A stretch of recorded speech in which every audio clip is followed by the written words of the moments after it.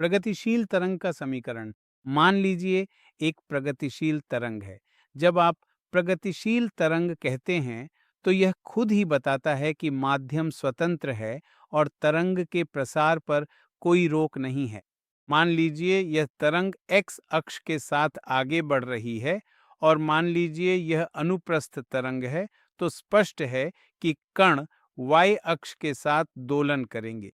तब इस तरंग को समीकरण a sin ot kx plus f द्वारा दर्शाया जा सकता है। देखिए, a को आयाम एम्पलीट्यूड कहा जाता है। यहाँ जब मैं यहाँ माइनस का चिन्ह उपयोग कर रहा हूँ तो इसका अर्थ है कि तरंग प्लस x अक्ष के साथ आगे बढ़ रही है। ओमेगा टी माइनस के एक्स प्लस फाई, ये पूरा भाग मिलकर फेज कहलाता है।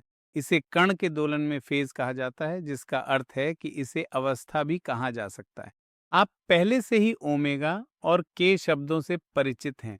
ओमेगा को कोणीय आवृत्ति या कोणीय वेग कहा जाता है। के को प्रसार सदिश प्रोपेगेशन वेक्टर कहा जाता है।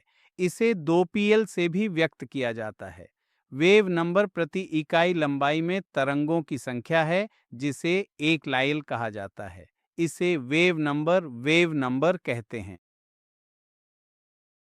मान लीजिए कि तरंग ऋणात्मक x अक्ष के साथ आगे बढ़ रही है। ऐसी स्थिति में आप a sin ot plus kx plus f का उपयोग करेंगे। अब देखिए, आप पूछ सकते हैं कि अगर यह पूरी कोष्ठक वाली मात्रा यहाँ फेज कहलाती है तो इस f का नाम क्या है। देखिए, आप शुरुआत करते हैं, यानी आप मूल बिंदु लेते हैं, तब x शून्य होगा। आप प्रारंभिक स्थिति या बिंदु लेते हैं, तब t भी शून्य होगा। ऐसी स्थिति में अगर ये दोनों शून्य हों तो जो फेज बचता है वह केवल f है।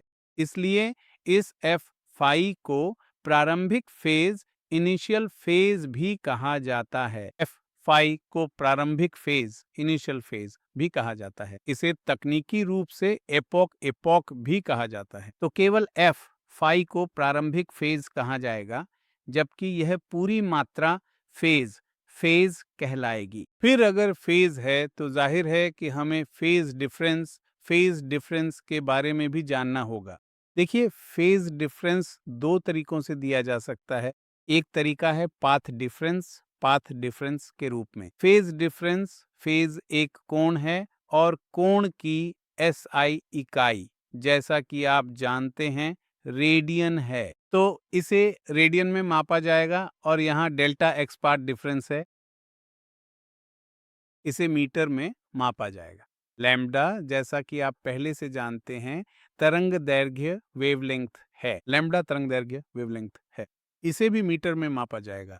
इसी तरह इस फेज डिफरेंस को समयांतराल टाइम इंटरवल यानी डेल्टा टी के रूप में भी मापा जाता है।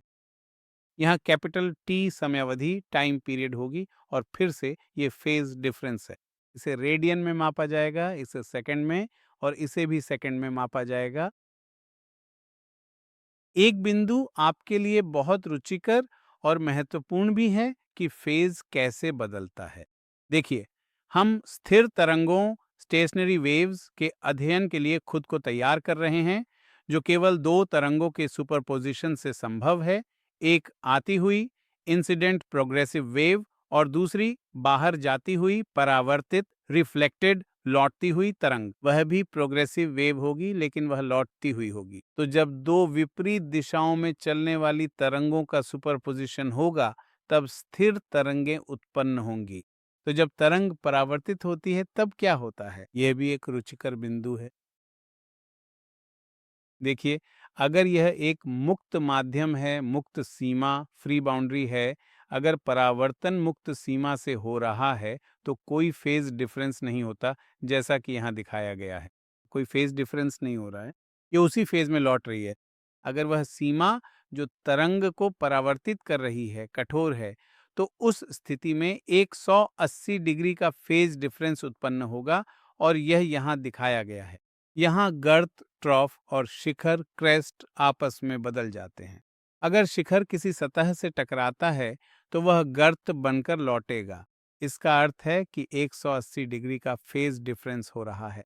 स्थिर तरंग में गतिज ऊर्जा और स्थितिज ऊर्जा लगातार एक दूसरे में बदलती रहती है, और जब प्रगतिशील तरंगें यात्रा कर रही होती हैं या वे प्रसारित हो रही होती हैं, तब प्रति इकाई समय ऊर्जा का परिवहन, या आप कह सकते हैं औसत शक्ति, का मान होता है आधा mu omega square A square we.